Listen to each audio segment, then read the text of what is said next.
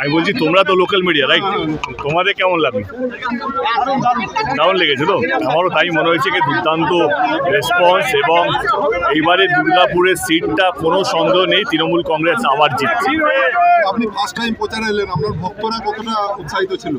শুধু ভক্তরা না, আমার মনে হয় কি এখানকার কর্মীরা যারা তৃণমূল কংগ্রেস হয়ে জেতার জন্য মানে সব কিছু লাগিয়ে দিয়েছে আর কি, দিন রাত এক করে দিচ্ছে। এবং আমার কোথাও যেন মনে হয় কি মানুষের বিশ্বাস তৃণমূল কংগ্রেসের প্রতি দিন বা দিন বেড়েছে, এবং কোথাও যেন মনে হয় এখন জাস্ট র্যালিটা শেষ হলো।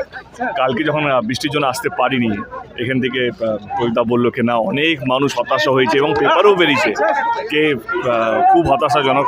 তখন আমার মনে হল না যাওয়া উচিত, এবং সেই জন্য আজকে কালকে র্যালিটা যেটা ক্যান্সেল হলো সেটা আবার আজকে করা হলো। আজকে যা রেসপন্স দেখে মনে হলো, অফকোর্স আমার মনে হয় কি আর কোনো পথ নেই, ফিরে যেতে হবে। আসলে চিৎকার করছো কেন?